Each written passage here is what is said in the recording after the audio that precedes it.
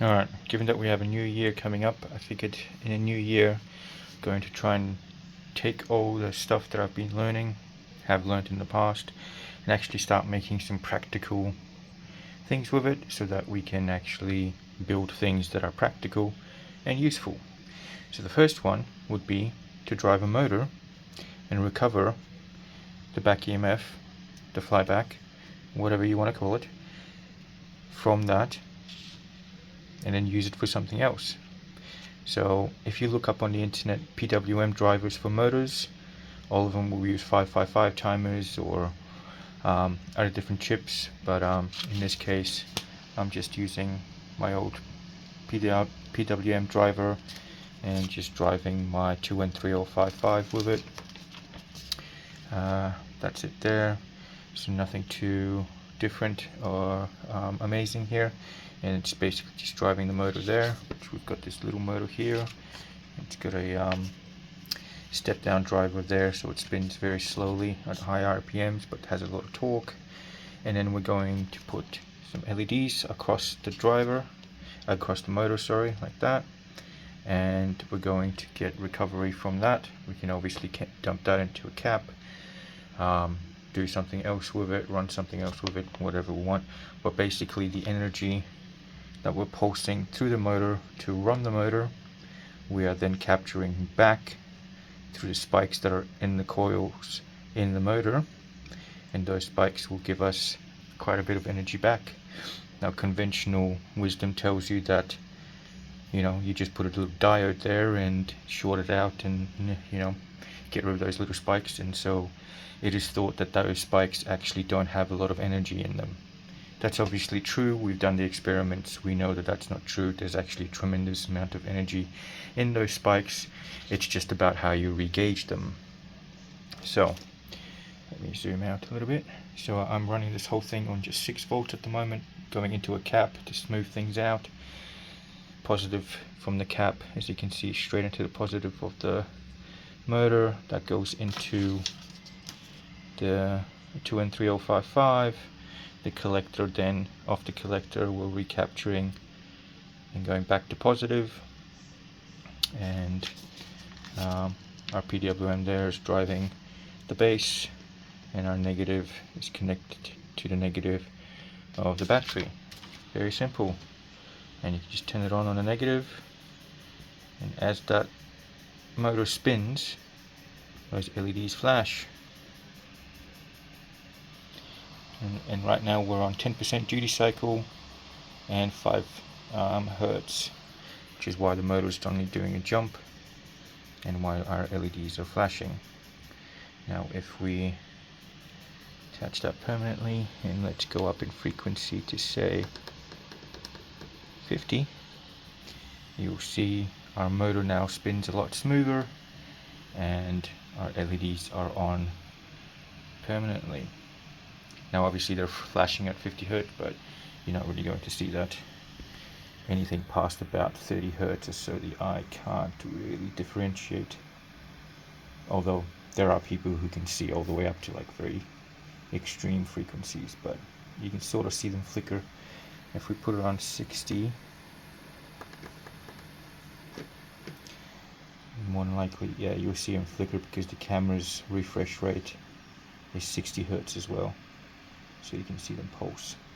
But the motor is running. We're using about that's wrong, so about 20 milliamps or so, and 10% duty cycle, and recapturing that energy. Now we can put more on here.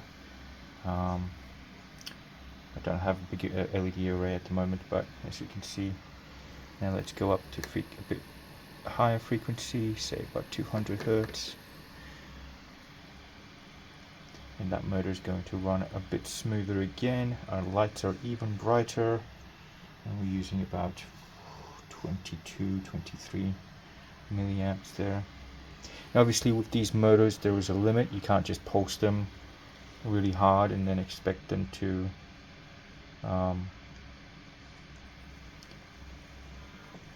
work at that frequency, so you're going to have to be able to match the frequency to the motor. Same with the duty cycle.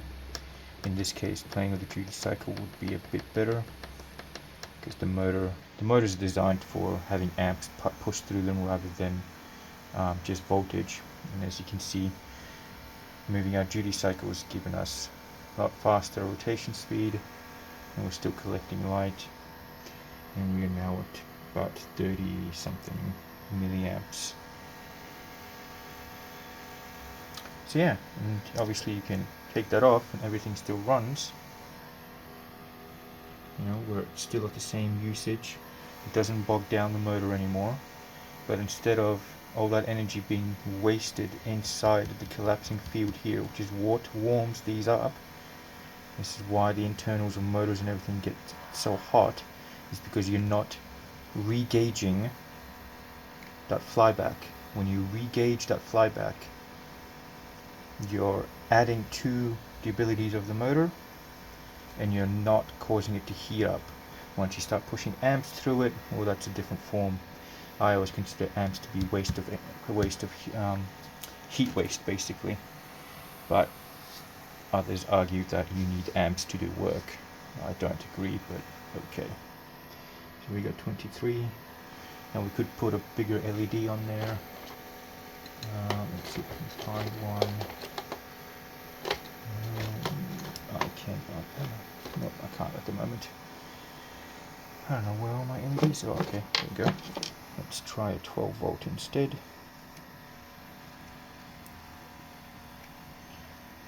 Alright.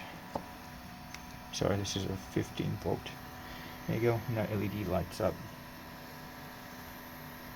Now it's only maybe 10-20%, and you can see the interesting ways that the motor deals with the flyback, because it's got multiple pulses back and forth. So this is actually giving us an AC signal, although the other way is quite light.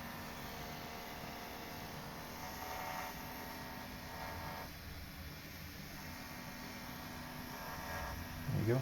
Alright, so let's experiment and go something stupid like 400 hertz. Okay, it's not changing. Yeah, you can see that's really bogged it down a bit. It's not spinning as fast. We've got our flyback, and we're using a little bit less energy. Let's see if we disconnect it. Our energy consumption does not go up by having a load on the flyback, especially since we're putting the load back straight to positive, like here, not to negative. To negative would be a forced way of doing it, which means you would be using up energy to run the motor and the LEDs. You would be using a little bit of the flyback as well, but that would be a forced condition. This is just a normal flyback condition. And yeah, there's a little bit of torque on that. You can see as I bog the motor down, it doesn't really matter because the coils are still flying back, although our milliamps have gone up. If we let it spin, everything goes back to normal. Now if we give it more of a duty cycle, let's say 30%, our motor really kicks into gear. We've got a little bit more extra milliamps, still got the recovery. Yeah, we've got a bit more torque now. So yeah, that's pretty simple, something practical. You can actually, when you build projects with motors and things like that, recover the kickback. Your motor's going to like you for it. It's not going to overheat as much. It's not going to have to do as much work against itself because you're basically re-gauging Lenz's law, and it's quite simple to do. Now I may do a bigger version of this, although I don't think I have big enough power supplies to be able to handle extremely high amps, but I may just run it off batteries. But yeah, very simple, as you can see. It's just re-gauging. So I've just been playing around with this a little bit, and just noticed that at 1 kilohertz you can really tell the difference when you re-gauge it. If you can listen to the motor, it speeds up as soon as we put a load on it. You can hear it how it's bogging down. There's no regauging load. You put a regauging load on it, the milliamps don't go up. As you can see, milliamps don't go up, but as soon as we regauge it, it speeds up. Now if we were to up the frequency even higher, it will more than likely regauge even better. You can see the motor is really slowed down now. It doesn't seem to like that frequency. But as soon as we put a load on it, it speeds up. And it prefers, obviously, so it's because it's not fighting itself with the magnetic collapse. It's not going to overheat itself, and it runs a bit better.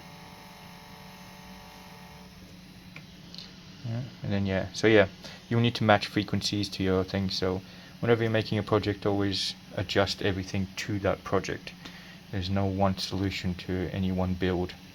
It's just a matter of tweaking all the different parameters. Shout out to Tweak.